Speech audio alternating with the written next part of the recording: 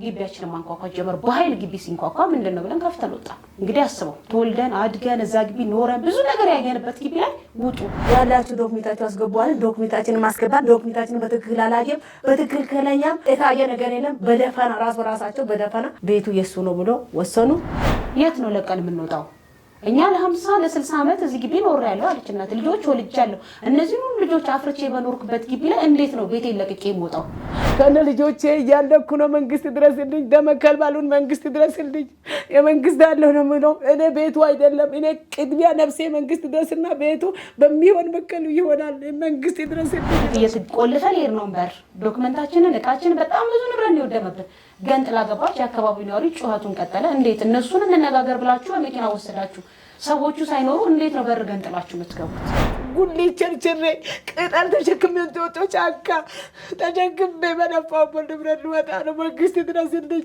የነፍሴ ልጆቼ መንግስት ድረስልኝ አንድ ክፍል ጭማሪ አድርገው አከራይተውት ይዘውት አስተዳድረውት የማያውቁትን ቤት በጉልበት ወሰዱብን ማለት ነው ቤቴ ሲመታ ነው የሚታድረው ጣሪያ ሲመታ ነው የሚታድረው ሰፈሩ ሰው ፈራ ለህይወቱ ፈራ የሚደርስልኝ አካላት አንቺ እናንተ ግቢ ውስጥ እየበጠበጣችሁት ነው የኛ ሰራተኛ የሆነውን ሰው እየበጠበጣችሁት ነው እንደውም የሱን ቤት ይዛችሁበታል መጥቼ ለክቼ ትሰጡታላችሁ የሚል ምላሽ ነው ማንንም አፍንጫውን የጠረገው ሶፍት አንስቶ ነው እንደዚህ ቢያፉ ቢቆርሰው እንደዚህ አይነት ልጅ አለኝ እንደዚህ አይነት ውሻ አየኳ አጥምታ አንስቶ ቢበላ ልጅ ነው ያለኝ መንግስት ድረስልኝ ፍትህ ይስጠን መንግስት ፍትህ ይስጠን አሁንም ሊያስወጡን ነው 2-3 ቀን የሰጡን ነገም ዓርብ ነው ከነገ ወዲያ ቅዳሜና እሑድ ነው ሰኞ እንደለመዱት መጥተው ሊያስወጡን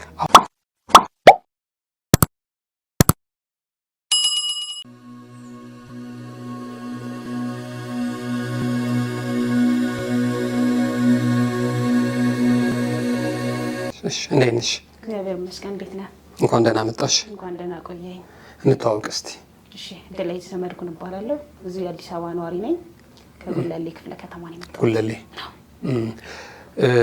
ምንድነው ዛሬ ምን ገጠመሽ ምንድነው ግሬጣለሽ ጊዜ ሚዲያ ስቱዲዮ ያው የገጠመኝን ነገር እንግዲህ በብዙ መንገዶች ሄጃለሁ በአስተዳደራዊ በክፍለ ከተማም በወረዳም ደረጃ ሄጃለሁ ያው ብዙ መፍትሄ ሊሰጠኝ ስላልቻለ ቢያንስ መንግስት ድምጽን በሚዲያ እንዲሰማኝና ጉዳዩን ደግሞ ህዝብ ተረድቶት ህዝብ አይቶት የሀገሬው ነዋሪ እንዲያይልኝና እየተፈጸመብኝ ያለውን በደል እንዳይልም ብዬ ነው የመጣሁት ምንድነው ጉዳዩ ምን መሰለ እኛ የምንኖርበት ክፍለ ከተማ ላይ አባታችን በ1964 ዓመተ ምህረት ከወንድሙ ካቶ ገብረአምላክ ሲራጅ ቦታ ገዝቶ ነበር ያንንም የገዛው ቦታ ላይ 2 ክፍል መንግስት የሚያስተዳድረው ቤት አለ አዋጅ የተወረሱ ማለት ነው ከነዛ ቤቶች ውስጥ ለዘመናት ለ40 አመታት መንግስት ያከራያቸው የተለያዩ ተከራዮች የኖሩ ቆይተዋል እና ምንድነው አሁን ያ ቤት ከተወረሰ በኋላ የቀረውን ንብረቴን ህጋዊ ይደረግልኝ በሚል ነው ጥያቄ ያቀረበን ያለነው ለብዙ ጊዜ ለክፍለ ከተማውም ለወረዳውም ለተለያዩ ስራ አስፈጻሚዎች መንግስት የወረሰው 20 ካሬ ሜትር የማይሞላ ነው የቀረው ካሬ ላይ ደግሞ መብት ይሰጠኝ መብት ይፈጠርልኝ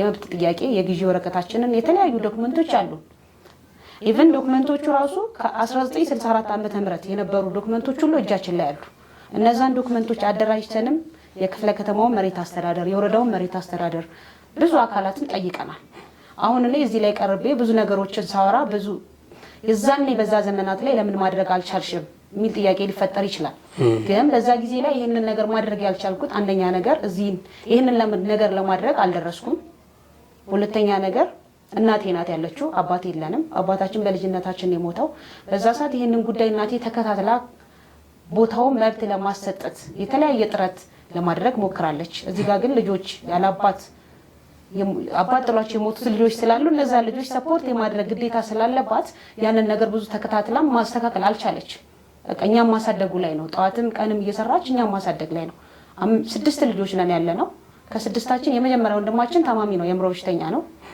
እሱም ስላለ እነዛን ነገሮች ለማድረግ እናታችን ይሄንን ጉዳይ መከታተል አልቻለችም ያው ጊዜ ነውና ጊዜ እየፈጀው ዛሬ ላይ ደርሰን መብታችንን ለማስጠበቅ ሄድን እርምጃዎችን መራመድ ስንጀምር ይሄ ነገር እንደዚህ ነው ከዚህ በፊት ቤተሰቦቻችን እናታችን አመልክታለች አሁን ደግሞ እኛ ደርሰናል ስለዚህ ዶክመንት አለን መብት ይፈጠርልን የመንግስት የሆነውን ንብረት የመንግስት ነው የግለሰብ የሆነውን ንብረት ደግሞ የግለሰብ ነው ተብሎ መንግስት መብት ይፈጠርልን በሚል ጠየቅን ያንንም ጥያቄ አሁንም ምላሽ ሊሰጡን አልቻሉም ክፍለ ከተማው ላይ ወረዳ ላይ ስንሄድ ክፍለ ከተማ ሄዱ ማደር የለም ይሉናል ክፍለ ከተማ ስንሄድ ወረዳ አደራጅቶ ይላክልን ይሉናል። በቃ በጣም እንግልት እንትን አደረጉብህ ማለት ነው። ስለዚህ እንደዚህ ሲያደርጉ ደግሞ አንተ ምንድነው የምታደርገው? ኑሮ መኖር አትችልም፣ መብላት አትችልም። ካልሰራ ዛሬ ላይ ቁርስ ወይ ምሳ ማግኘት ይችላል? አትችልም። ብዙ ነገሮችን የምታገኘው ሰርተህ ነው። ሳትሰራ ማንም አይሰጥህም። ስለዚህ እኔ ይሄንን ነገር ለማድረግ ዛሬ ጠዋት ወረዳ ይሉኛል፣ ከሰዓት ክፍለ ከተማ ይሉኛል። እነዛ ቦታዎች ሁሉ መሄድ የምችለው በገንዘብ ነው አይደለ? የሆነ ቦታ መራመድ የምችለው ወይ ኮፒ አድርጊ ወይ የሆነ ነገር አምጪ ሲሉኝ ገንዘብ ሳይኖረኝ በምን አደርገዋል?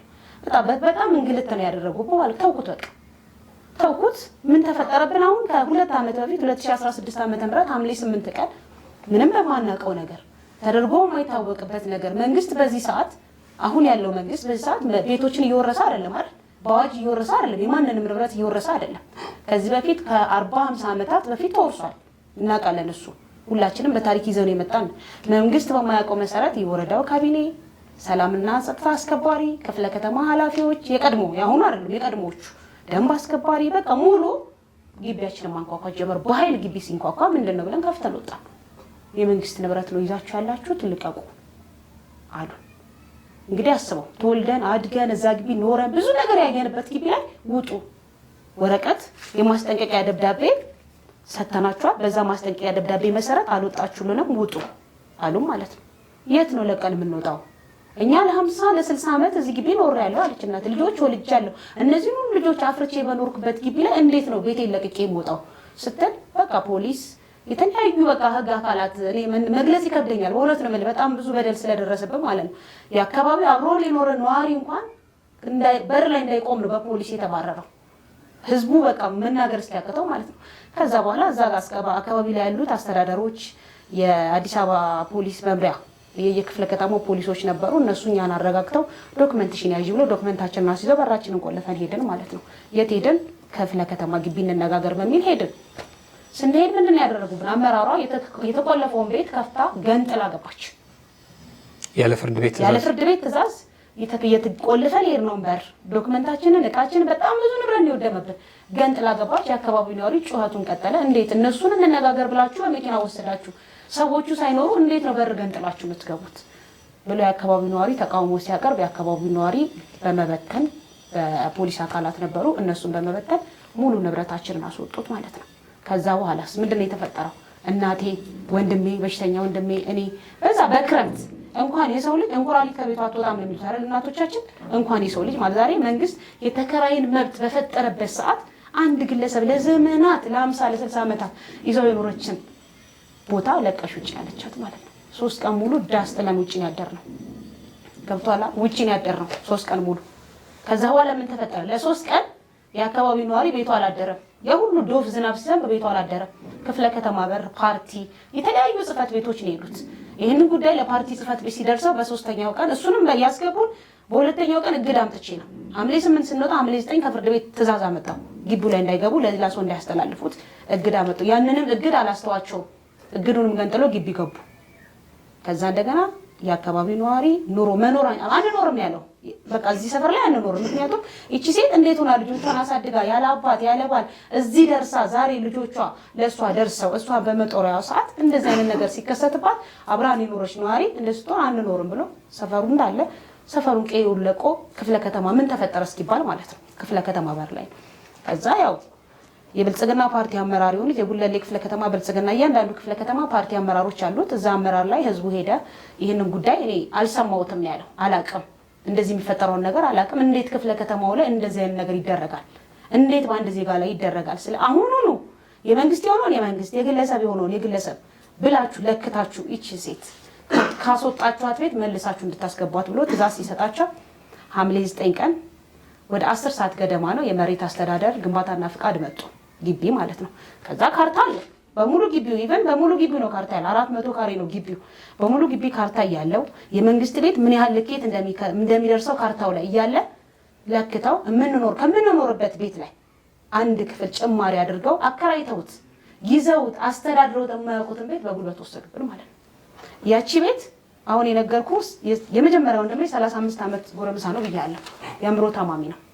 እሱ የሚያድርበት ቤት ነው።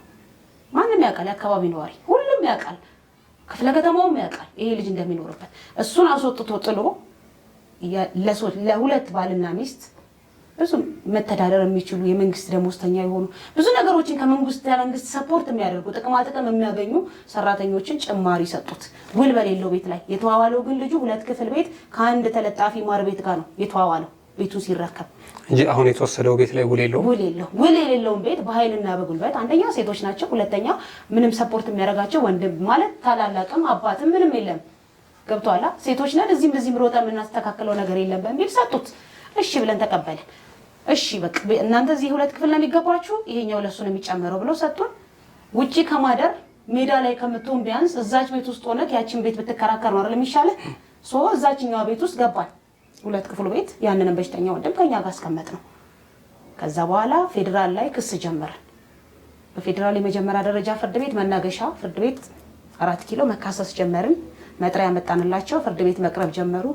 ፍርድ ቤቱም የተለያዩ ዶክመንቶችን ከክፍለ ከተማ ወይ ከወረዳ አይደለም ዶክመንት እያስመጣ የመረመረ የነበረው ፍርድ ቤቱ ከመሬት አስተዳደር ከተለያዩ ቦታ ዶክመንት አምጥቶ አጣርቶ በሰው ምስክር አብሮን የኖረ ሰው ምስክር ይሄንን ቤት ዛሬ ከመወሰዱ በፊት ማን ያዘው፣ ማን የኖረበት፣ ማን ነው ሲያስተዳድረው የነበረው፣ እንደገና ደግሞ መሬትን ማስተዳደር ስልጣን ካለው ከነሱ ላይ ይሄ ቤት የማን ነው፣ ይሄ ቤት ቁጥር የማን ነው፣ ይሄ ማን ያስተዳደረው የሚለውን ሁሉ አጣርቶ ታህሳስ 14 2018 ዓ.ም ወሰነልን። ውከት ፈጥራችኋል፣ ቤቱም የግለሰቧ ነው፣ ይዛችሁትም አታቁም፣ አስተዳድራችሁትም አታቁም ብሎ ወሰነልን ፌዴራል ፍርድ ቤቱ። ወስኖልን ካለ አፈጻጸም ከፈትን፣ ቤታችንን መልሱልን የሚል አፈጻጸም ከፈትን። አሁን ሶስት ተከሳሽ ነው ያለው። ወረዳውን ከሰናል፣ ቤቶች አስተዳደሮችን ከሰናል፣ የገባውንም ተከራይ ከሰናል። ለምንድን ነው የገባውን ተከራይ ከሰስ ነው? የገባው ተከራይ የነሱ ባልደረባ ነው፣ የስራ ባልደረባቸው ሹፌራቸው፣ ያመራሩ ሹፌር ነው ያስገቡት ማለት ነው። እኛን ከመርዳት ይልቅ እነሱ እሱን ነው ሰፖርት እያደረጉት ያሉት። መንግስት ደግሞ እኔ ለምሳሌ የመንግስት መስሪያ ቤት እየሰራው ከሆነ መንግስት ያስቀመጠኝ ህዝብን እንዳገለግል እንጂ እዛ ውስጥ ያለን ሰራተኛ እንድጠቅም አይደለም አይደል? ተበዳይ መጥቶ እኔን የሆነ ነገር ሲጠይቀኝ ለዛ ተበዳይ መፍትሄ መስጠት ነው ያለብኝ እንጂ አብሮኝ የሚሰራው ሰው ምንም መብት በሌለው ላይ መብት አለኝ ብሎ አብሮት ሲፈነጭ ለሱ ተደርቦ እኛን መጉዳት ጀመረ። ስለዚህ ያንን ተልኮ እያደረገብን ስለሆነ ምን አደረገን? እሱንም ተከሳሽ አደረገን። 3 ተከሳሽ አደረግናቸው። 3ቱም ተከሰሱ። ፍርድ ቤቱ እንዳልኩ ወሰነልን። ምን አደረገ? 3ኛው ተከሳሽ ይግባኝ ጠየቀ። ማን? ተከራዩ። ይገባኛል ቤቱን ይዤዋለሁ በሚል ይግባኝ ጠየቀ።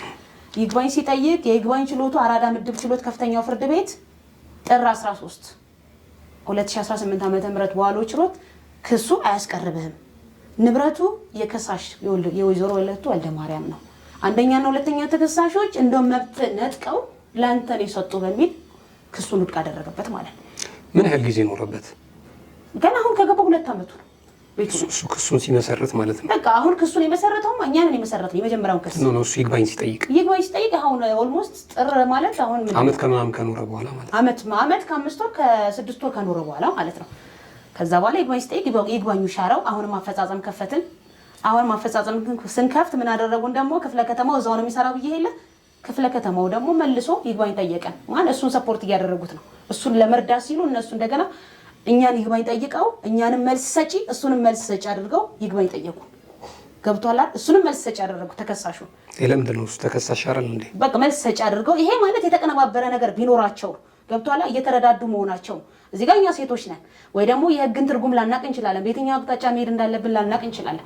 ከዛ መልስ ሰጪ እሱንም እኛንም አድርገው መልስ ስጡ ብሎ የከፍተኛው ፍርድ ቤት መጥሪያ ላከልን። እሺ ብለን መልስ ሰጠን።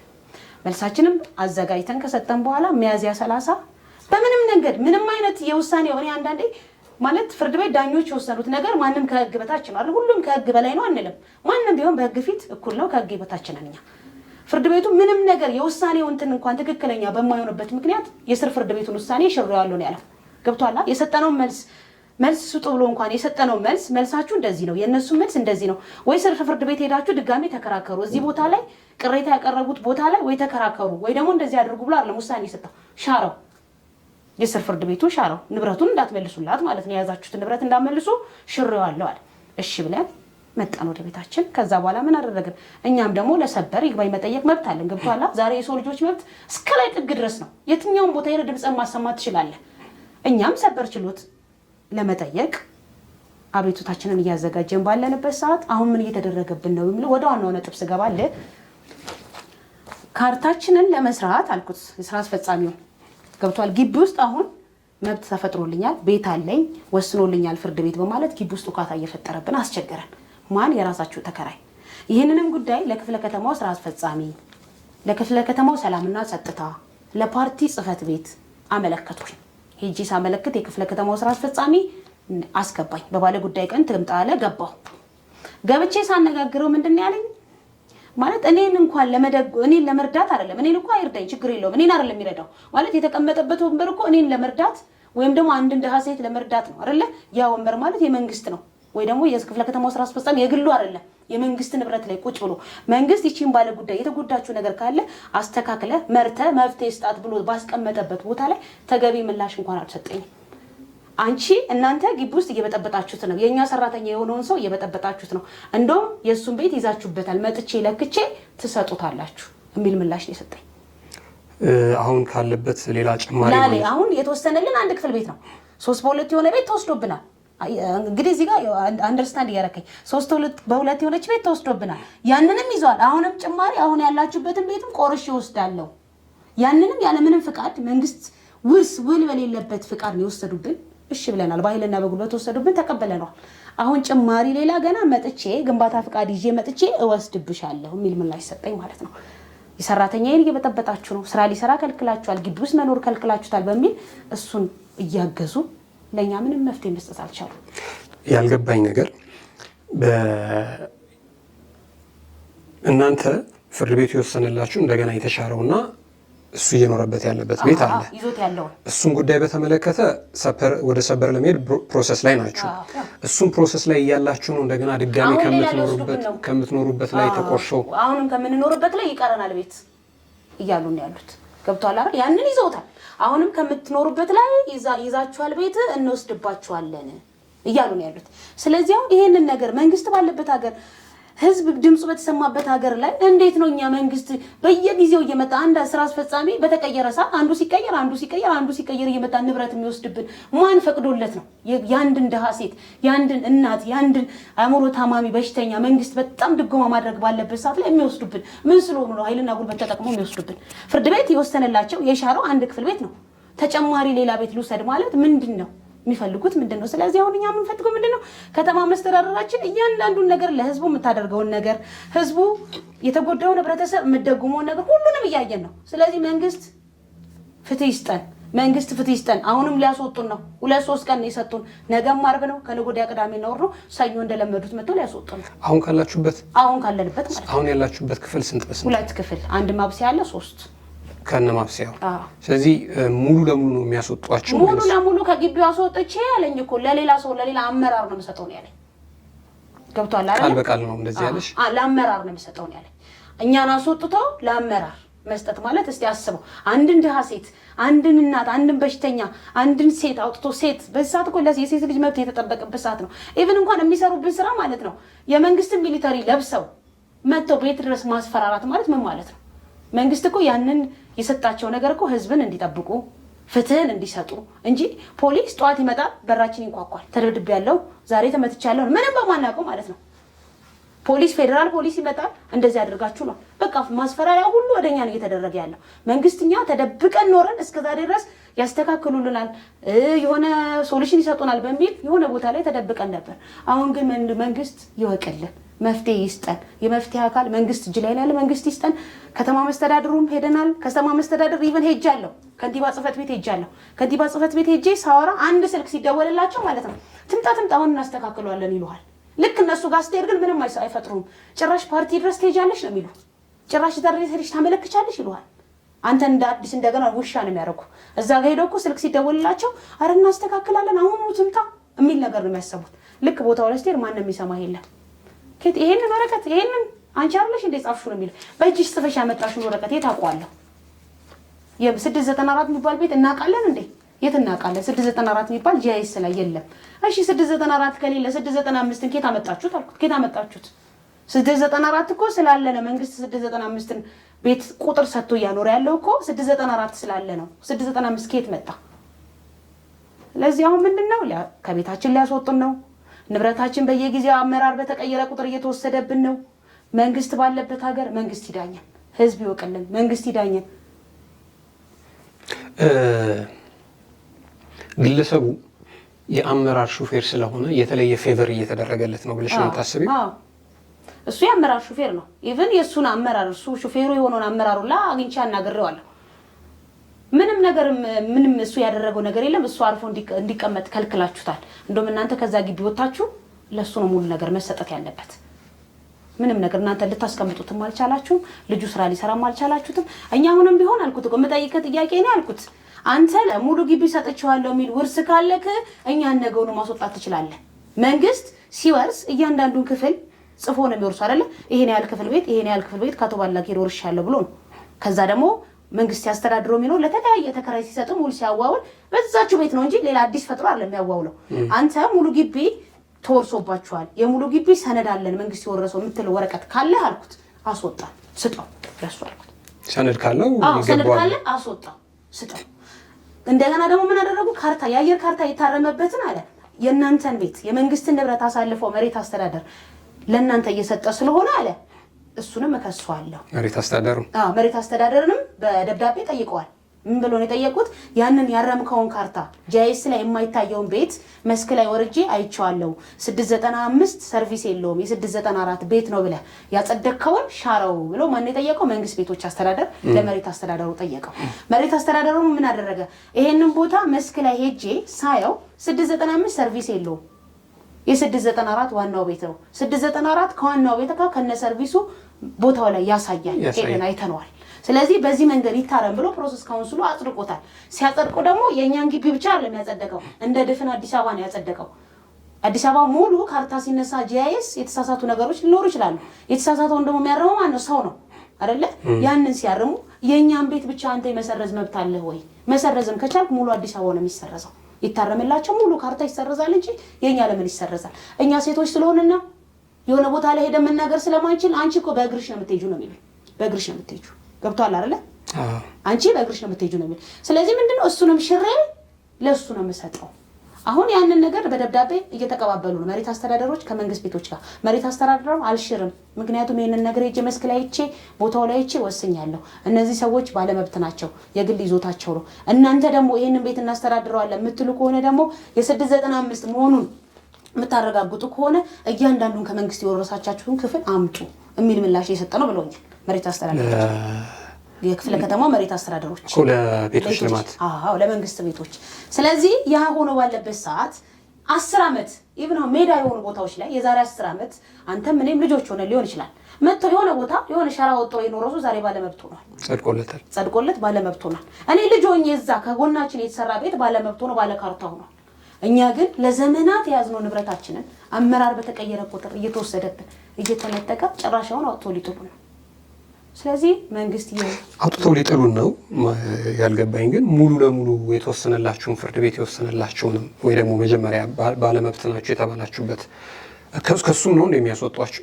ከሱ እኮ ነው የሚያስወጡን። አሁን እኮ በምን አግባብ ምን በህገር እነሱ መብት አለን ነው የሚሉት። ከዚህ በፊትም እኮ በምን አግባብ አላስወጡንም። ይሄንንም ቤት እኮ ያለ አግባብ ነው የወሰዱብን። አሁን የፍርድ ቤት የተከራከረውንም በጉልበት ነው የወሰዱብን። አንተ ፖሊስ፣ ደንብ፣ ስራ አስፈጻሚ፣ ካቢኔ ሙሉ ግቢህን ወሮክ ስልጣን አለኝ ብላ ስራ አስፈጻሚዋ መታ ገንጥላ ገብታ ስታስወጣን እኮ የፍርድ ቤት ትእዛዝ የላት። ገብቷል አይደለ? ልጁ እዛ ቤት ላይ ለመግባት መብት አለው። ተከራዩን እናከራየዋለን የሚሉት ቤት እኮ አጠገባቸው ነው ያለው። ይሄ ነው የመንግስት ቤት፣ ይሄንን ውሰዱ።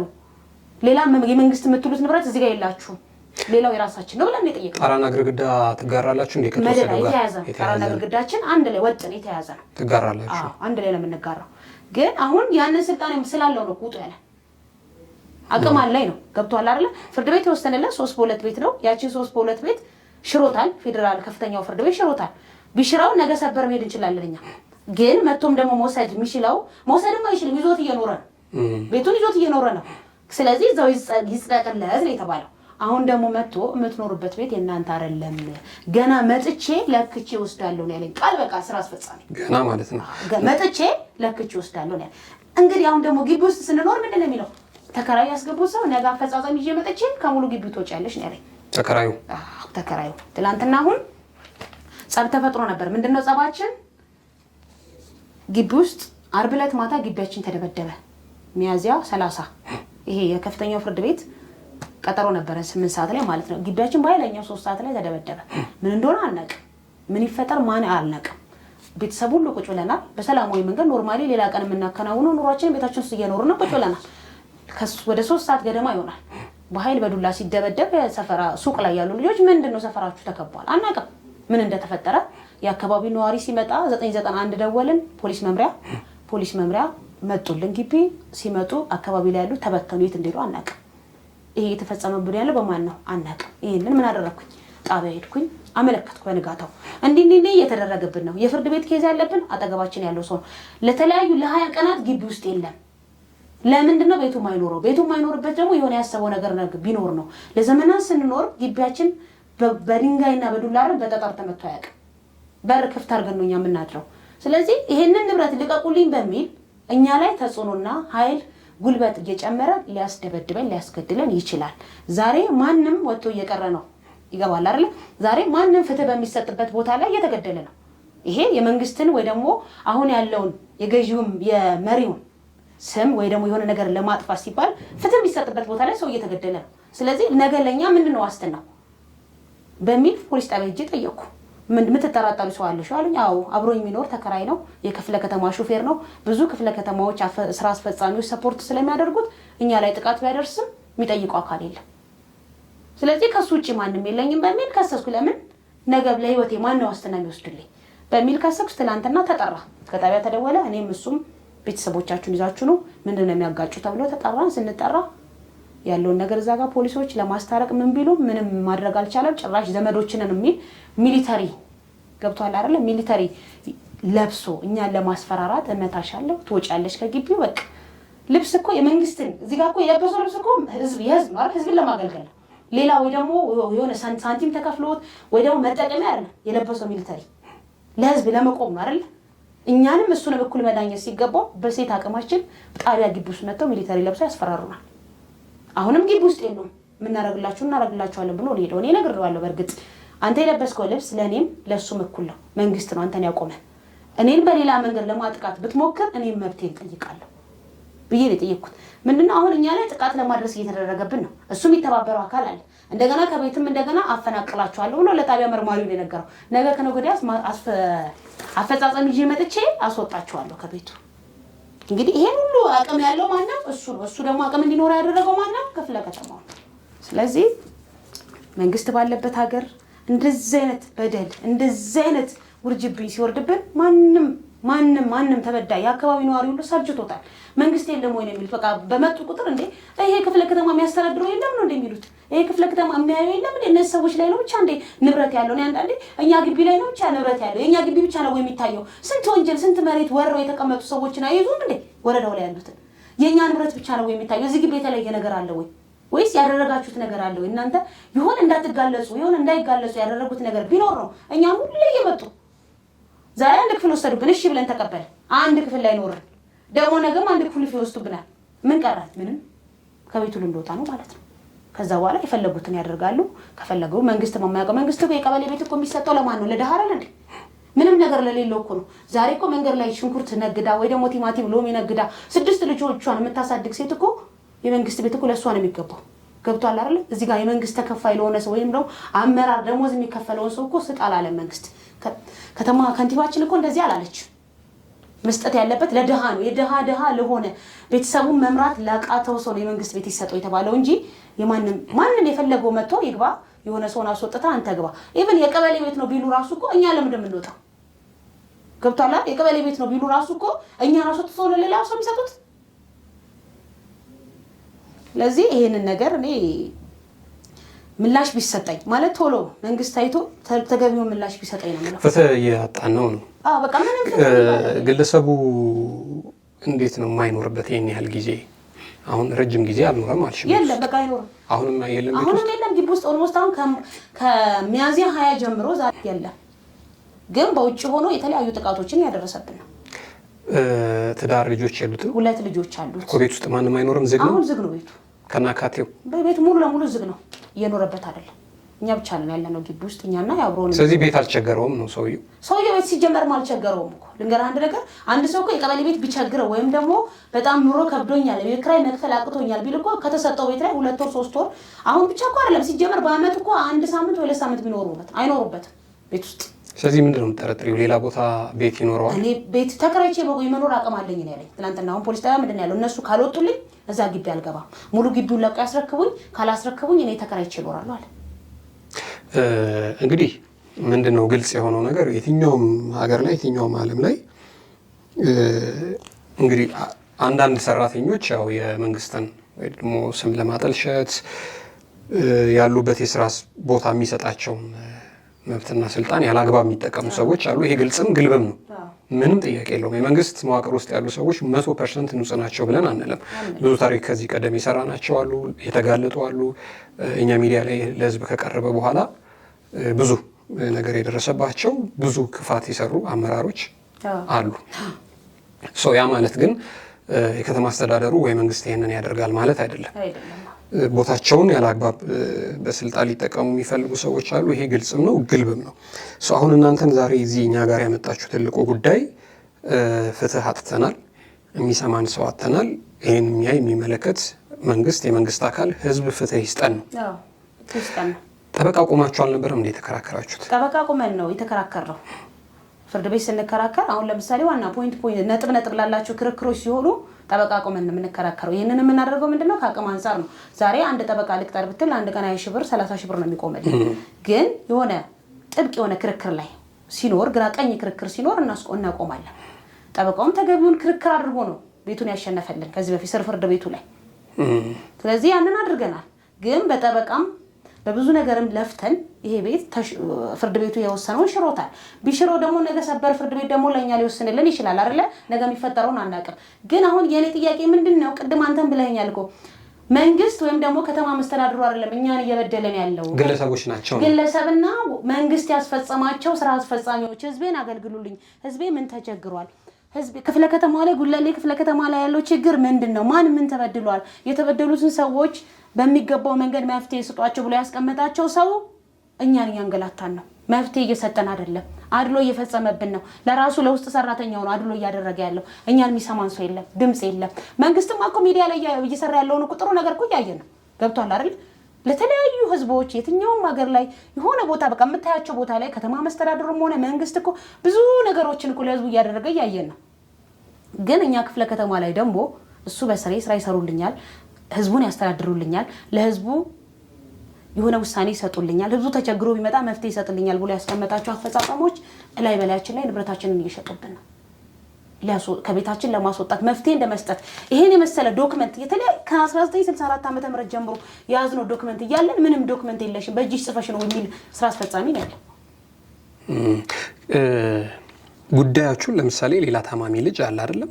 የሱንስ ጉዳይ በተለየ መልኩም ጉዳያችሁ የአካል ጉዳተኛ ልጅ እንዳላችሁ አድርጋችሁ እሱንስ ከሌሎች ከሚመለከታቸው አካላት ለምሳሌ ሴቶችና ህጻናት እንግዲህ ቤት ውስጥ ወንድ የለም ያለው ወንድ ታማሚ ነው አላችሁ አይደለም? ሌላ ሄዳችሁበት አካል አለ? ሴቶችና ህጻናት ላይ አልሄድም። የክፍለ ከተማው ሴቶችና ህጻናት አሉ። እዛ ሄጄ ነበር። እዛ ለማስረዳት ስሞክር ምንድነው ያለኝ መጀመሪያ ሴቶችና ህጻናት ላይ ወይ ለመክሰስ ወይ ለማናገር ምቺው ያለውን ነገር ከስራ አስፈጻሚው ጋር ጨርሽ ነው ያለኝ። ስራ አስፈጻሚው ጋር ይዘን ሄደናል። እኛም አይደለም ኢቭን ይዘን ሄር ነው የአካባቢው ነዋሪ ነው የዛኔ ያንን ችግር ሲፈጽሙብን ለዚህ ልጅ መንግስት እየደጎመና መስጠት ባለበት ሰዓት ይሄ ልጅ አውጥቶ መጣል ምንም ይሉት ነው ብሎ የአካባቢው ነዋሪ ይዞት ሄዷል። ምንም መፍትሄ አልሰጡንም። ምንም መፍትሄ አካል ጉዳተኛ ነው የአእምሮ ታማሚ ነው ምንም ጉዳያቸው አይደለም። እነሱ ነገር እኮ ጉዳያቸው አይደለም። ለነሱ ምንም ነጥብ የሚሰጣቸው ነገር አካል ጉዳተኛ ምንም ሙኝ ነው የሚሉት። ሲጀመር የመንግስት ንብረት ወረሽ ያሹ ወሮ ያዙትማ እኮ ከዛሬ ከ10 ዓመትና ከ15 ዓመት በፊት እኮ ባዶ መሬት ላይ ሰርቶ የተቀመጡት እኮ ባለ ንብረት ሆኗል። የኛ አባት ግን ከ1964 ዓመተ ምህረት ጀምሮ አሁን ካለውበት ቦታ ከምንኖርበት ቦታ የ3 ታክሲና የ2 ታክሲ መንገድ ይሆናል ያንን ቤት ለመስራት ድንጋይ ተሸክሞ ይሰራ ያንን ቦታ ያዘለን አፈር ተሸክሞ ይሰራ። የት አካባቢ ነው? ጉለሌ ክፍለ ከተማ ወረዳ 7 ምን የሚባል አካባቢ ፓርቲኩላር እግዚአብሔር አካባቢ። ከዛ ቦታ ተነስቶ አሁን ፈረንሳይ ለጋሲዮን የሚባል ሰፈር አለ። እዛ ድረስ ነው በእግሩ ሄዶ ድንጋይ ጭቃ ተሸክሞ ይሰራው ያንን ቦታ። ገብቷል አይደለ? ያንን ነገር እንደዛ አድርጎ የሰራው አባታችንም እንዲሁ ሲንገላታ ነው የሞተው። እኛ ለአቅመ አዳም አልደረስንም ያንን ነገር ለሱ ለማስተካከል እንድቹ ሲንገላ ዛሬም ደግሞ እኔ አሁን ዛሬ እንዲተንገላትቻለሁ ነገ ደግሞ እኔ የምወልደው ትውልድ ይንገላታል። ስለዚህ መንግስት ይሄንን እያየ እንደዚህ አይነት በደል እየተፈጸመብን መሆኑን አይቶ እኛ ፍትህ ይስጠን። እኔ በጣም ተሰቃይቻለሁ። እኔ በወጣትነቴ በጣም ተሰቃይቻለሁ። እኔ የምሰራውን ስራዬንም ትቻለሁ፣ ኑሮዬንም መኖር ትቻለሁ። ዛሬ በሬ እንኳኳል። በቃ ኢኮኖሚካሊም ሳይኮሎጂካሊም ጥቃት እየደረሰብን ያለው። ጠዋት በር ሲንኳኳ ፖሊስ ነው፣ ማታ ሲንኳኳ ፖሊስ ነው። ፖሊስ እኮ የህዝቡን መብት የህዝቡን እንትን ለማስከበር ነው እንጂ የኖረው የተቀመጠው አንድን ልብስ ለብሶ እኔን ለማስፈራራት አይደለም አይደል?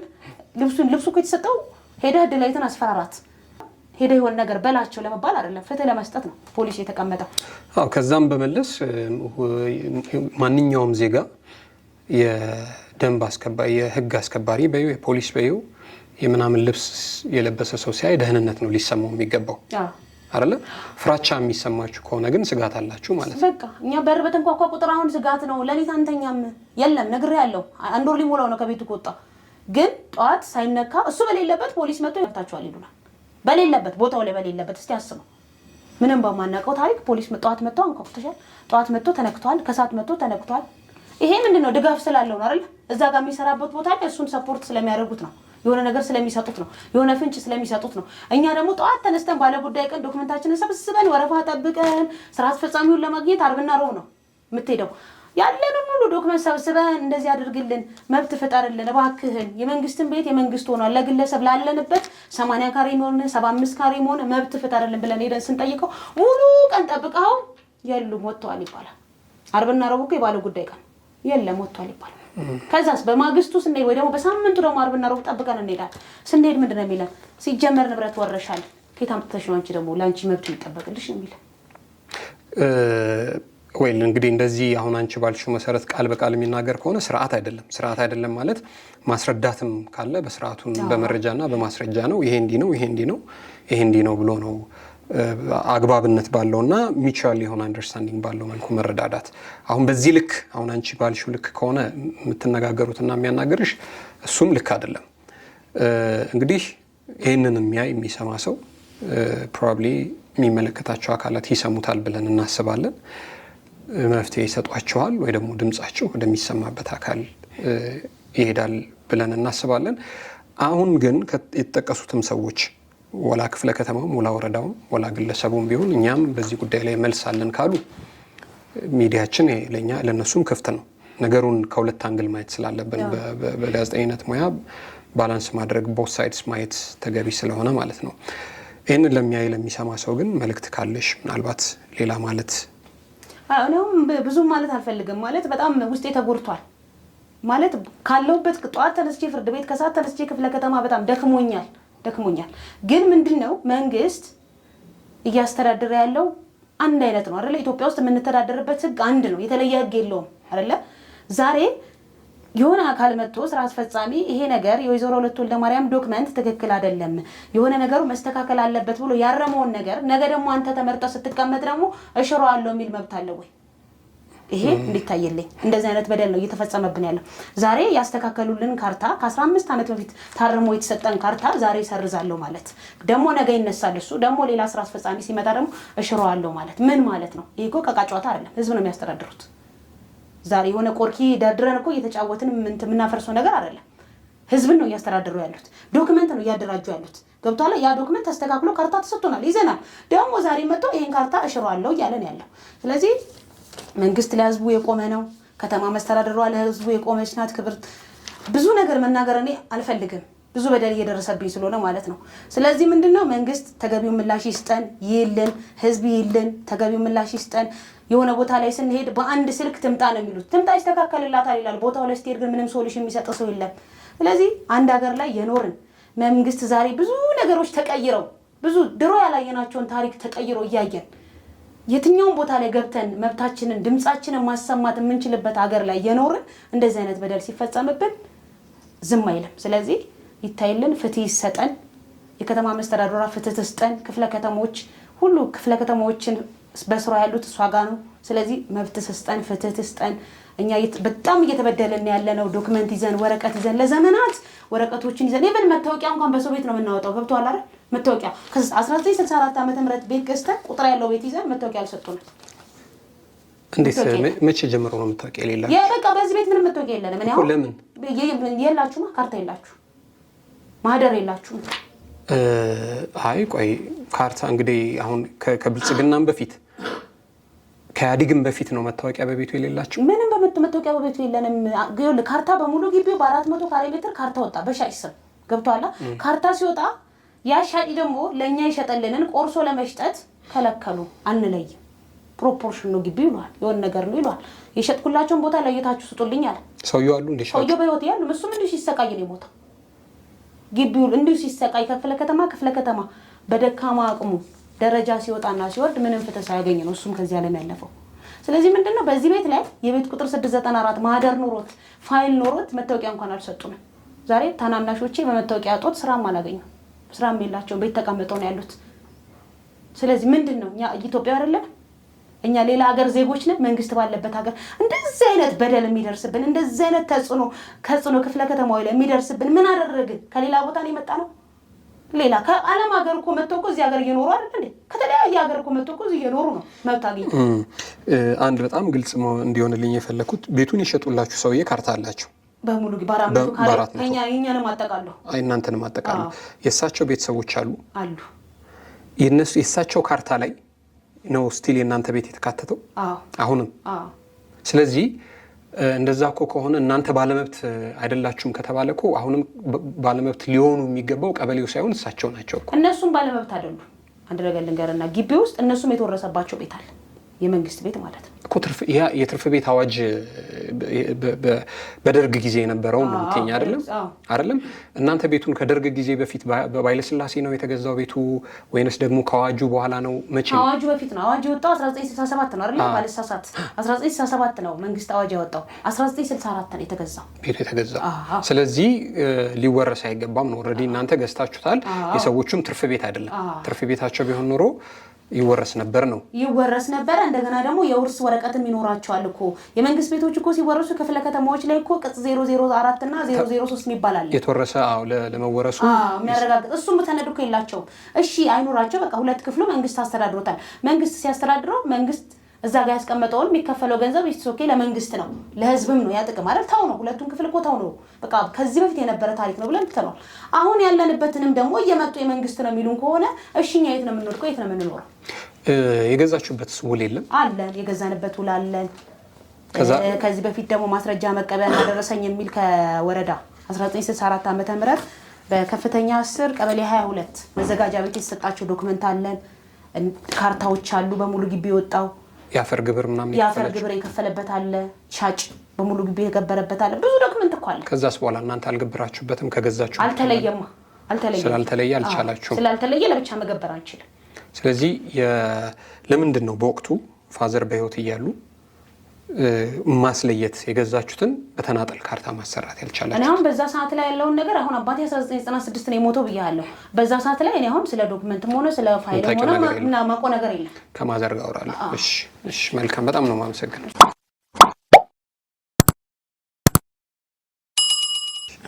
እሺ ማዘር እንዴት ነው? እግዚአብሔር ይመስገን። እንኳን ደህና መጡ። እንኳን ደህና ቆዩ። እንተዋወቅ እስቲ። ወለተ ወልደማርያም እባላለሁ።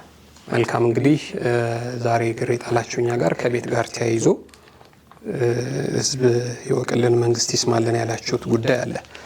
እስኪ እርሶ ደግሞ ባለፍ ገደም ይንገሩኝ። ልጆ በደንብ አድርጋ አስረድታኛለች።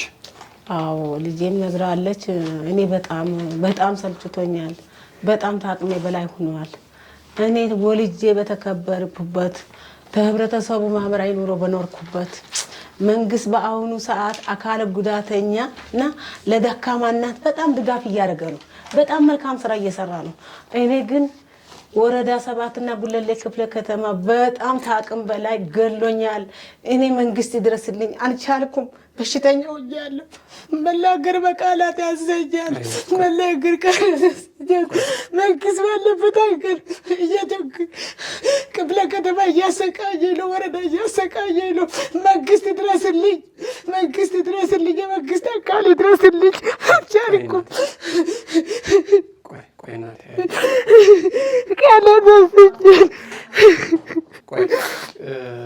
አይዞት እናቴ። ቆይ ቤቱን ስንት ዓመተ ምህረት ነው የገዙት? 64 ዓመተ ምህረት። በ64 ዓመት ሁለት ወንድማሞች ናቸው የሸጠልን። አቶ ገብረምላክ ሱራጅ ይባላል። ገዢ ባለቤቴ ባላቀር ሱራጅ ይባላል። እሱ የቀን ስራ የስሙኔ ዳቦ በልቶ የያዘው ቦታ ነው። በህጋዊ ንብረት በዞታ በተከበረ ዞታ ካርታ ባለው ግብር ባለው ዞታ ወንድሙ 100 ካሬ ሜትር ሽጦለታል።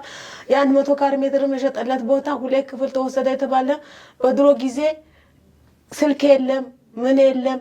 አንድ ሴትዮ እንደ ጥበቃ በቃ ተቀመጡ፣ ቤቱ አይዘጋ ተቀመጡ ብሎ እሱ መቀሌ ነው የሚሰራ። በዛ ሰዓት እኔም ላለወለድ እችላለሁ። ያቺ አሮጊት ሲኖሩ ይሞታሉ። ሲሞቱ ልጃቸው ለአንድ ግለሰብ ቁልፍ ሽጦ ሄደ። የአንድ ግለሰብ ቁልፍ ሽጦ ሲሄድ ያን ቁልፍ የገዛ ሰውዬው ሲኖር እንዳይያዝ ለቀበሌ ሄዶ ብር 50 በራሱ ጊዜ ቀበሌ አይደለም የሰጠው ተግለሰብ ነው በ650 ብር የገዛው። ያንን 650 ብር የገዛ ሰውዬው የቀበሌ ብር 50 በስታምቱ ብር 50 መክፈል ጀመረ። እኔ ታቅሜ በላይ ሆኗል። አሁን ያንን ቤት ሲኖሩ ያ ሰውዬው በብር 50 የገዛ ሰውዬው ብዙ ልጅ ወልዶ ብዙ ተጠቅሞ ብዙ ነገር አድርጎ እንደገና እሱ በሌላ ውስጥ ተቀበሌ ጋጅና ጓንት አድርጎ ሌላ ሰው ገባበት። ያ ሰውዬውም ደግሞ እንደ እንግድነት መጣ ኖረበት። እሱም ሲኖር ብዙ ንብረት አፍርቶ ብዙ ሀብት ይዞ እንደገና ኮንዶሚኒየም ደርሶት ሄደ። እንደገና ይሄ አራተኛ ተከራይ የዛሬ 2 ዓመት በሌሊት ይሄ የአይምሮ ዝግመት ላይ ነው የሚሸና ላይ ነው የሚቀዝን ሳልጠርግ 12 ተኩል ላይ የክፍለ ከተማው ትላለ ቀበሌው ትላለ አመራር ያልመጣ አመራር የለም። አራዳ አልቀረ።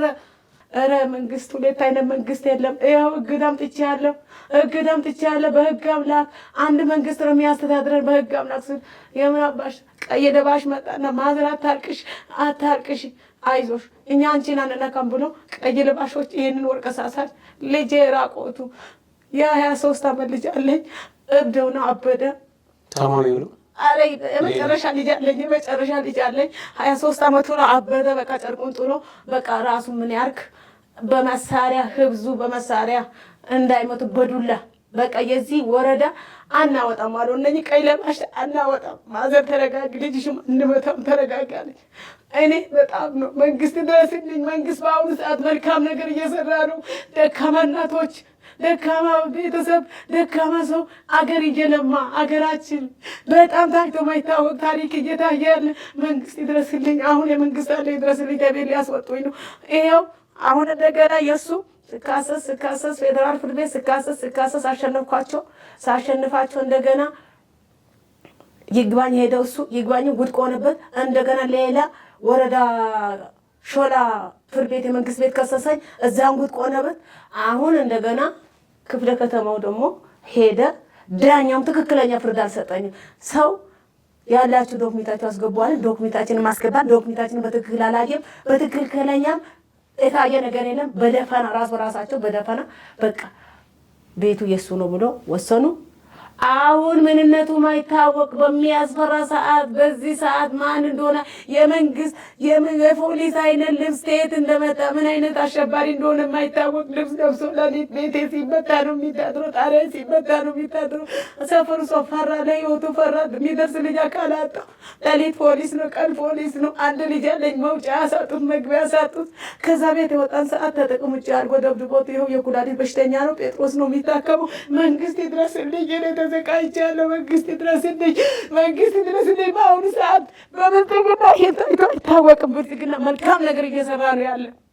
ታይቶ ማይታወቅ ዘመን ነው ያለ። ሀገራችን በጣም አይታይ የትውልድ ያማረ ነገር ነው ያለ። የኛ ህይወታችን እኔ ብሞት የልጅ ልጆቼ ትንሽ ደረጃ ሊደርሱ ደህና ነገር ሊያዩ ይችላሉ። መንግስት ይድረስልን። ጉለሌ ክፍለ ከተማ ለአንዱ ማህደር አንድ ሰው ገብቶ ማህደር አይችልም።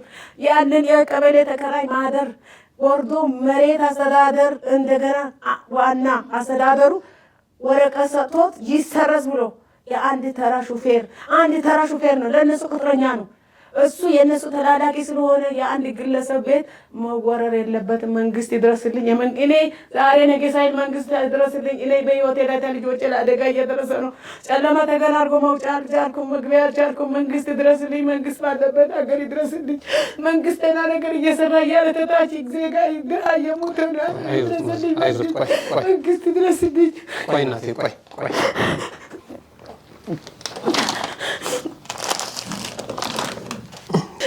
6 ልጆች አሉ። ሁለቱ ልጆች ተድጋ አይኖርም። ምን ያድርጉ? እንደዚህ አይነት ህይወት አናይም። የት ኑሮ አራቱ አሉ ተድጋ። አሁን የ23 ዓመት ልጅ ወጥቶ መስራት አይችሉም። በመንገድ ዛሬ ፖሊስ ይዟል፣ ነገም ፖሊስ ይዟል፣ ከነገ ወዲያም እሱን ይፈልጉታል። ይኸው በፖሊስ ተከብቤ ነው ያለው። በቃ በዚህ ሰውዬው ነው ይሄን የሚያደርግብኝ። ይሄ የእነሱ ክፍል ትላንት አሁን ጣቢያ ሂደን ይችል ከሰሰች። ማታ ተስራ ስትመጣ እየተከተሏት፣ እኔ ተስራ ስመጣ በመኪና እያባረረኝ በመኪና ሊገጨኝ፣ እኔ ተሰቃይቼ ሄጄ ባመለክትም ምስክር አምጪ አለኝ ወረዳ ጣቢያው። እኔ ምስክር የጨለማ ኬላ አምጣ፣ እኔ መወጣ ለሊት ነው ምሰራ ከአካለ ጉዳተኛ ነው። ስለዚህ ኬላ አምጣ ስል በቃ ምስክር ከሌለ ምንም ልናደርግ አንችልም ማለት። እኔ ይህ ህይወቴ ልጆቼን ወጥቶ መግባት አልቻሉም፣ እኔም ወጥቼ መግባት አልቻልኩም። አሁን እችል ከሳ ትላት ይሄን ስንሄድ ሚስቱ ተነስታ ልጄን በጣቢያ አንቃ ያዘቻት። አንቃ ስትይዛት እንደገና እዛ ብጥብጥ ተነሳ። ፖሊሱ እውነቱ ነው እኔም ባታከብሩኝ ህግ አታከብሩም ብሎ ጠዋት ይሄን ነው ሰዎች 11 ሰዓት ድረስ እዛ ቁጭ ብለን ከክፍለ ከተማ ቀይ ለባሽ ፌደራል መጣ እያስፈራራን። ልጅሽ የት ነው አለ ምን ያገኘዋለን? ነገ ሰባብረን ነው የምንደቀው። ትለቂያታለሽ ይህን ቤት። እኔ ምንነታቸው የማይታወቁ ከየት እንደመጡ መንግስት ማያውቃቸው ከየት እንደመጡ የሚመጡቡት እግሮ ልቡጥ እያመጣ እያስፈራራኝ ነው። ይሄው ትላንት በህግ አካል በቁጥጥር ስር ውዬ እሱም በቁጥጥር ስር ብሎ እንደገና ምንነታቸው ማይታወቁ ሰዎች እንደውም ፖሊሶቹም እኔ መታወቂያ አምጡ ብሎ አለመጠየቃቸው ገረመኝ። ልነግራቸው ነበር እንደገና እዛ ጋር ምን ብዬ ልናገር? በቤተሰቦቹ ታጅቦ ምንነታቸው በማይታወቅ ሰው ታጅቦ እያሰቃዩኝ ነው ያለው። ስለዚህ ሌሊት በር ከፍቶ ነው የሚገባ። አሁን ቤቱ ከወጣ 20 ቀን ነው። ሌሊት ግን ከፍቶ ገብቶ ማን እንደሚያስገባ ማን እንደሚያስወጣ አላውቅም። እነሱ ካልወጡ ከቤት አልገባም ተከራይቼ መኖር እችላለሁ ብለዋል። ሚስቱ የመንግስት ሰራተኛ ነው፣ እሱ የመንግስት ሰራተኛ ነው። ተገና አለው። ክፍለ ከተማ የሱ ነው፣ ወረዳ የሱ ነው፣ ደንቡ የሱ ነው። ስለዚህ እኔ መንግስት ይድረስልኝ፣ መንግስት ይድረስልኝ። ከነ ልጆቼ እያለኩ ነው። መንግስት ድረስልኝ። ደመከል ባሉን መንግስት ድረስልኝ። የመንግስት አለው ነው ምነው እኔ ቤቱ አይደለም። እኔ ቅድሚያ ነፍሴ መንግስት ድረስና ቤቱ በሚሆን በቀሉ ይሆናል።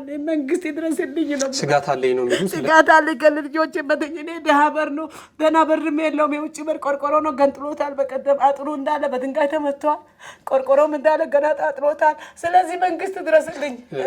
ቆይ ማዘር አያልቅሱ። ቆይ ምንድነው ሁሌ ይመታል ግቢው? ይሄ ሰውዬው ከመጣ ጀምሮ ነው በቃ ምንም አይነት እኛ እስከዛሬ ድረስ እንደዚህ አይነት አይቶ አይታወቅም። ምንድነው? ቆይ ይቆረቆራል፣ ድንጋይ ወረወርበታል፣ ይመታል፣ ድንጋይ ይመታል፣ ግድግዳ ይመታል። ልጁ ያ ልጅ ሊወጣ ከለክሏል። ይገሉብኛል ብዬ ልጆትን አሁን ልውጣ ተይ ብሎ ሲል አንቺ ምንድነው ሲል ልውጣ ሲል ይገሉብኛል። እነሱ 30 ሆኖ ታጅቦ መጥረቢያ ይዞ ገጀራ ይዞ ዱላ ይዞ ነው። ይሄ የመንግስት አካል ሆኖ እንደዚህ ይዞ ይመጣል ወይስ ሌሎች ቅጥረኞች ናቸው? ሌላ ሽፍታ ነው። ሌላ ሽፍታም አለ። የፖሊስማ አካል ከየት እንደመጡ ያላቅም። የኛ ወረዳ አይደሉም፣ ከሌላ አካል ነው የሚያመጣቸው። የኛ ወረዳ ይሄን አይሰራም። የጉለሌ ክፍለ ከተማ ይሄንን ማን ነው የዚህ የሸገራሉ ይሄ አይሰሩም። ከሌላ አካል ነው የሚያመጣው። ከሌላ አካል የማታውቃቸው አካሎች ነው የሚመጡ። ከየት አካል እንደሆነ አላቅም። ስለዚህ መንግስት ይድረስልኝ፣ መንግስት ይድረስልኝ። በአሁኑ ሰዓት እናቶች የደካማ እናቶች የአማረ ቤት ተሰርቶ እየተሰጣቸው ነው። የኔ በገዛ ቤቴ ድንጋይ ተሸክሜ ጉሊት ቸርችሬ ቅጠል ተሸክሜ እንጦጦ ጫካ ተሸክሜ በነፋበት ንብረት ልወጣ ነው። መንግስት ይድረስልኝ። የነፍሴ ልጆቼ መንግስት ይድረስልኝ። ቅጠል ነበር እንደ የሚሸጡት። እኔ ቅጠል ሽጬ ነው ጉሊት ቸርችሬ ነው ልጆቼን አሳደግኩ። ድንጋይ ተሸክሜ እነዚህ ልጆች ትምህርት ቤት ሲመጡ ጉሊት አስቀምጬላቸው እሄዳለሁ። እኔ ድንጋይ ሸከማ እሄዳለሁ። ቀን ስራ ልሰራ ባለቤቴ ከሞተ 22 ዓመቱ ነው። አላርዳታ የአካለ ጉዳተኛ በየወረዳው በየክፍለ ከተማው በየቦታው ተሸክሞ ጤነኛ ቤት ሲገባ ይሄን አካለ ጉዳተኛ አንድ ቀን ሂጄ በቀበሌ ትናገር እሺ ይሉኛል። እነሱ ራስ በራሳቸው ይጠቃቀማሉ። አንድ ነገር ራሱ አግኝቶ አያውቅም። ስለዚህ መንግስት የሚያድርበት የደካማ ቤት በላይ ሽንትና ቅዘኑ የሚለቅ ልጅ ቤት አውጥቶ ለመንግስት ሰራተኛ ለጥጋበኛ ገና እነሱን ተማምነው ሰው ለመጨረስ የሚነሳ ልጅ አውጥቶ ሰጥቷል። እኔ ቤቱ አሁን እናወጣሻለን አፈጻጸም ላወጣ ነው ሙሉ ግቢ ተሰጥቶኛል ብሎ ነው ትላንት ጣቢያ ላይ ሙሉ ቀን ዋል ነው። ስለዚህ መንግስት ይድረስልኝ። እኔ ታቅሜ በላይ ነው፣ መናገርም አልችልም። ታማሚ ሆኛለሁ። ይሄው ኩላሊት በሽተኛ ነኝ። በየጊዜው ነው በየሐኪም ቤት የሚሄደው። ኩላሊቴ ተጥቅም ውጭ ሆኗል። ይሄው ወዱ ልጅ የቀን ስራም ሰርቶ እንዳያበላኝ ከለከሉት። መውጫና መግቢያ ከለከሉት። እሷ ናት ትንሽ ስራ አላት። ማታ በጨለማ ተከትሏት ይገባሉ።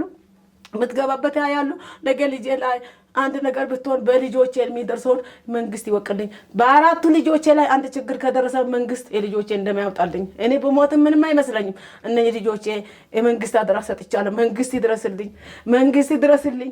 ይሄ ብልጽግና አገሯ በአማረ ሰዓት ይድረስልኝ። ይሄን ጥቃት እየደረሰብኝ ነው። ይድረስልኝ። አይዞት። ስንተኛው ልጅ ነው የታመመው? ይሄ የመጀመሪያ እሷ ናት ታላቅ፣ ያቺ እሷ ናት ታላቅ። እዚህ እሷ ታናሽ ነው። ምን ሆኖ ነው? ያ በቃ ሲወለድም በቃ ተፈጥሮ አለ። በቃ ማብራት አልነበር ተፈጥሮ የአይምሮ ዝግመት ነው። ወስጄ ያልወሰድኩበት ያልገባሁበት ቦታ የለም። አማሌልም ሰው ወስቶ የተፈጥሮ ነው። ምንም ሊደረግ አይቻልም ማለት እንደውም አሁን ትንሽ እንደውም ወጥቶ መግባት ጀምሯል። በፊት እኮ ሽባው ነው ቤት የቀረለ ጀምሮ አሁን ይንቀሳቀሳል። አሁን ወጥቶ ይገባል። አሁን ሙሻም ያኛው እኮ አንስቶ ነው የሚበላ። ማንም አፍንጫውን የጠረቀው ሶፍት አንስቶ ነው እንደዚህ ቢያፉ ቢቆርሰው። እንደዚህ አይነት ልጅ አለኝ። እንደዚህ አይነት ሙሻ ያኛው እኮ አጥምቶ አንስቶ የሚበላ ልጅ ነው ያለኝ። መንግስት ድረስልኝ፣ መንግስት ድረስልኝ። እሺ በቃ አይዞት። እንግዲህ ሰው ይሰማዋል፣ መንግስት የሚመለከታቸውም አካላት ይሰሙታል ብለን እናስባለን። እንግዲህ እኛም እንደዛ እናስባለን። እንግዲህ መንግስት ህዝብ ለመበደል ይቆማል ብለን አናስብም። ግን ደግሞ ከስር ያሉ ስራ አስፈጻሚዎች፣ ያልተገባ ጥቅም የሚፈልጉ ስራ አስፈጻሚዎች በየክፍለ ከተማው፣ በየወረዳው፣ በየቀበሌው አሉ። ያው አገም ጠቀም የሆነ ጉዳይ አለ። ይሄ ሁሉም ቦታ የሚታይ ነው። ስለዚህ እዚህ ጉዳይ ላይ እንግዲህ ትልቅ አቋም ይወስዳል ብለን እናስባለን። መንግስት የሚመለከታቸውም አካላት ይህንን ጉዳይ እንደተመለከቱ መፍትሄ ይሰጧቸዋል ብለን እናስባለን። ሌላው ቢቀር ህዝቡ ያውቅላቸዋል። እንደዛ ነው የማስበው። እንግዲህ 64 ዓመተ ምህረት የሆና ጳጉሜ 3 ቀን የገዛችሁት አለ። በእርግጥ የመንደር ውል ነው። ምስክሮችም አሉ እዚህ ጋር አሉ። ምስክሮችም አሉ። ሙተዋል እንዳለ ያ ሲገዛ የነበሩ ሰዎች። ዋናው 64 ማለት በጣም ወደ ስንት ዓመት ነው? ረጅም ዓመት ነው። ብዙ ዓመት ነው። 50 ምናምን አካባቢ ነው። 54 55 ዓመት አካባቢ ሊሆን ይችላል። 54 አካባቢ ነው። ረጅም ዓመት ነው። በእርግጥ ይኖራሉ ብሎ መጠበቅም እንትን ነው የሚሆነው። እንግዲህ እስቲ የኛ ድርሻ ያው ህዝብ እንዲሰማው ህዝብ እንዲያውቀው ነው የምናደርገው። በቃ የሚደርስልን አካላት ተናል። እኛ መንግስት ይሄን ዛሬ ነገ ሳይል መንግስትም ህብረተሰቡም ይሄ ነገ በኔ ብሎ ይሄን ነገር አይዞት፣ በቃ በርቱ፣ አይዞት፣ እግዚአብሔር ያውቃል። በጣም ነው የማመሰግነው ስለመጡ። እሺ